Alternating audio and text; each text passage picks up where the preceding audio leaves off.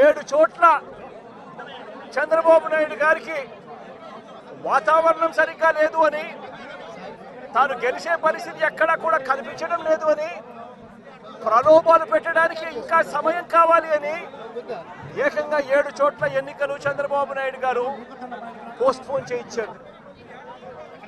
మరో 50 చోట్ల ఎన్నికలు అనివార్య పరిస్థితుల్లో, ఇక జరగక తప్పని పరిస్థితిలో, అంటే చంద్రబాబు నాయుడు గారు ఎంత భయపెట్టినా ఎంత ప్రలోభాలు పెట్టినా కూడా ఎవరు కూడా లొంగని పరిస్థితి కనిపించిన నేపథ్యంలో ఎన్నికలు జరపక తప్పని పరిస్థితిలో జరపాల్సి వచ్చింది.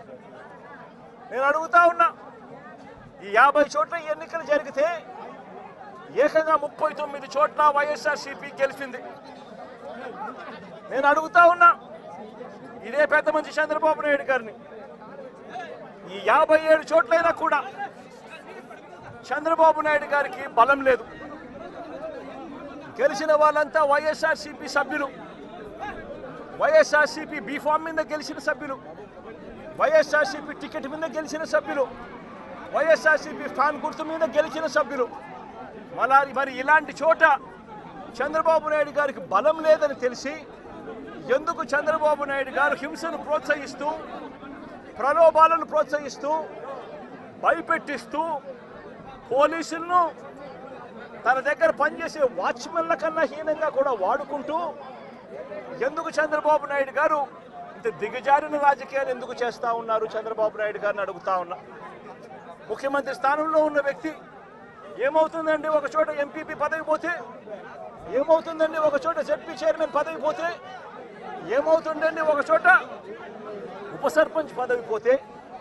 నేను అడుగుతా ఉన్నా ఇదే పెద్ద మంచి చంద్రబాబు నాయుడు గారి ముఖ్యమంత్రి కాబట్టి, అధికారంలో ఆయన ఉన్నాడు కాబట్టి, రాష్ట్రంలో ఏ పదవైనా కూడా తనకు బలం లేకపోయినా కూడా, తనకు సంఖ్యాబలం లేకపోయినా కూడా, తాను ముఖ్యమంత్రి అన్న అహంకారంతో ఏ పదవైనా కూడా నాకే కావాలి, ఏ పదవైనా కూడా నేను దౌర్జన్యం చేస్తాను అని చెప్పి లా అండ్ ఆర్డర్ను పూర్తిగా నాశనం చేసిన పరిస్థితుల మధ్య ఈరోజు రాష్ట్రంలో పరిపాలన సాగుతూ ఉంది. ఇదే పెద్ద మనిషి చంద్రబాబు నాయుడు గారిని అడుగుతా ఉన్నా, ఇదే రామగిరిలో ఇదే మండలంలో ఎంపీపీ ఎన్నికకు సంబంధించి ఎంపీపీ ఎన్నికకు సంబంధించి నోటిఫికేషన్ ఇచ్చారు. 10 మంది ఎంపీటీసీ సభ్యులకు గాను ఇక్కడ వైఎస్ఆర్సీపీ 9 సభ్యులు 9 మందిని గెలిచింది. 9 ఎంపీటీసీలు వైఎస్ఆర్సీపీ అయితే కేవలం ఒకే ఒక్క చోట తెలుగుదేశం పార్టీ గెలిచిన పరిస్థితులు. మరి నేను అడుగుతా ఉన్నా, మరి ఇక్కడ ఎంపీపీ స్థానానికి ఎన్నిక నోటిఫికేషన్ జారీ అయితే 9 సభ్యులున్న వైఎస్ఆర్సీపీకి రావాలన్నా, ఒకే ఒక్క సభ్యుడు గెలిచిన తెలుగుదేశం పార్టీకి రావాలన్నా? మరి ఎందుకు చంద్రబాబు నాయుడు గారు ఈ మాదిరిగా ప్రతి చోట కూడా వాళ్ళ ఎమ్మెల్యేలను రెచ్చగొడతా ఉన్నారు, ప్రతి చోట కూడా అప్పుడు స్థానిక ప్రజాప్రతినిధులను రెచ్చగొడతా ఉన్నాడు, పోలీసులను దుర్వినియోగం చేస్తూ ఉన్నారు. చేసి చివరికి ఏం జరిగింది? ఇక్కడ 9 మంది ఇక్కడ వైఎస్ఆర్సీపీకి సంబంధించిన సభ్యులు ఉంటే చంద్రబాబు నాయుడు గారు ప్రలోభాలు పెట్టే కార్యక్రమం, చంద్రబాబు నాయుడు గారు భయపెట్టే కార్యక్రమాలు జరుగుతూ ఉన్న నేపథ్యంలో వీళ్ళంతా కూడా కోర్టుకు వెళ్ళి కోర్టుల నుంచి వీళ్ళంతా కూడా మాకు ప్రాణహాని ఉంది, ఎంపీపీ ఎలక్షన్లలో మేము పార్టిసిపేట్ చేయాలి అని అంటే మాకు ఇబ్బందికర పరిస్థితులు ఉన్నాయి అని చెప్తే కోర్టు అక్షంతలు వేసి పోలీస్ ప్రొటెక్షన్తో ఈ ఎన్నిక జరిపించండి అని చెప్పి కోర్టు ఆదేశాలు ఇస్తే, కోర్టు ఆదేశాలతో 8 మంది కోర్టు ఆదేశాలతో ఎంపీటీసీలను తీసుకొని వస్తూ ఉంటే మధ్యలో పోలీసులు ప్రొటెక్షన్ తీసుకొని పోలీస్ ప్రొటెక్షన్తో వీళ్ళంతా కూడా ఇక్కడికి వచ్చి ఓటు వేయాల్సిన పరిస్థితుల్లో పోలీసులు ఏం చేశారు? తీసుకొని వచ్చి వీళ్ళందరినీ కూడా మధ్యలో రామగిరి ఎస్ఐ సుధాకర్, ఈ రామగిరి ఎస్ఐ మధ్యలో ఈ సుధాకర్ అనేవాడు వీళ్ళ కాన్వాయ్లోకి ఎక్కి ఈ ప్రయాణం చేస్తూ ఉన్న ఎంపీటీసీ సభ్యులందరితో కూడా వీళ్ళందరితో కూడా వీడియో కాల్ ఆయన ఫోన్ నుంచి సాక్షాత్తు ఇక్కడ ఎమ్మెల్యే కొడుకు వీళ్ళతో వీడియో కాల్ చేయిస్తాడు. మాట్లాడిస్తాడు. చేసేటప్పుడు భారతమ్మ అని చెప్పి ఒక ఎంపీటీసీ సభ్యురాలు ఉంటే ఆ ఎంపీటీసీ సభ్యురాలకు సంబంధించిన అమ్మ నాన్న వాళ్ళిద్దరిని వాళ్ళ దగ్గర పెట్టుకొని ఆ వీడియో కాల్లో వాళ్ళ అమ్మ నాన్నను కూడా చూపించి నువ్వు కనుక ఓటు వేయకపోతే మీ అమ్మ నాన్న వాళ్ళు ఇంటికి కూడా రారు అని చెప్పి వీడియో కాల్లో ఏకంగా బెదిరించే కార్యక్రమం జరిగింది. ఆ పాప కన్నీరు మున్నీరు ఏడుస్తూ బాధపడుతూ ప్రకాశం చెప్పిన పరిస్థితులు. ఇలాంటి పరిస్థితిలో ఒక ఎస్ఐగా ఉన్న వ్యక్తి తాను చేసిన పని ఏమిటి? తాను వెళ్ళి కాన్వాయ్లోకి తాను సెలవు మీద ఉన్నాడట ఎస్ఐ. తాను మామూలుగా పోకూడదట.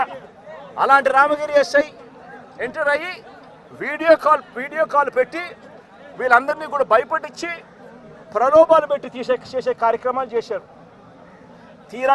తీరా చూస్తే ప్రలోభాలకు వీళ్ళు ఎక్కడా కూడా లొంగని పరిస్థితి ఎప్పుడైతే కనిపించిందో అప్పుడు ఇక ఎన్నికకు ఎంపీడీఓ కార్యాలయానికి తీసుకొని పోయి ఎన్నిక జరిగించే కార్యక్రమానికి ఫుల్ స్టాప్ పెట్టించేసి టైం అయిపోయి చేసేట్టుగా చేసి ఎన్నిక లాస్ట్కు కోరం లేదని చెప్పి ఎన్నికను పోస్ట్పోన్ చేసే కార్యక్రమం చేసిన తర్వాత ఇదే ఎస్ఐ వీళ్ళను పెనుగొండకు తీసుకొని పోతాడు.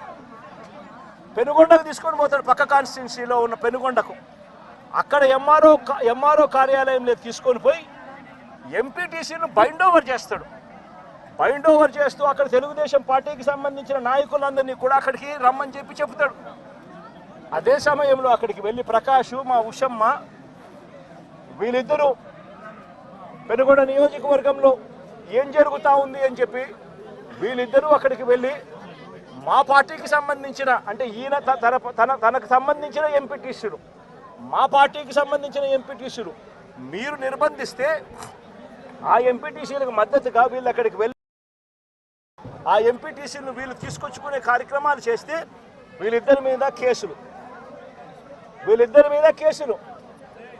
నేను అడుగుతా ఉన్నా, ఏం తప్పు చేసినారని చెప్పి వీళ్ళిద్దరి మీద కేసులు పెడతా ఉన్నారు. వీళ్ళేమైనా తెలుగుదేశం పార్టీకి సంబంధించిన ఎంపీటీసీలను ఏమన్నా తీసుకొస్తే కార్యక్రమానికి చేస్తున్నారా?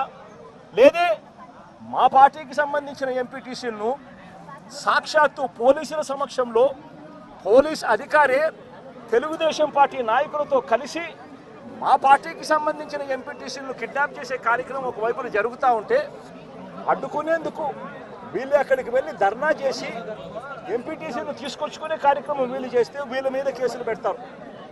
మరోవైపున ఇటువంటి ఘటనలలో మండలంలో, ఇటువంటి రామగిరి మండలంలో ఇటువంటిది జరగకోకుండా మళ్ళీ ఉప ఎన్నికలు మళ్ళీ పిలుస్తారు, మళ్ళీ నోటిఫికేషన్ మళ్ళీ పిలుస్తారు. పిలిచినప్పుడు తెలుగుదేశం పార్టీకి మద్దతు లేదు కాబట్టి వాళ్ళు ఎలాగో గెలవరు కాబట్టి దాన్ని హుందాగా వదిలేయాల్సింది పోయి ఇటువంటి ఘటనలు మళ్ళీ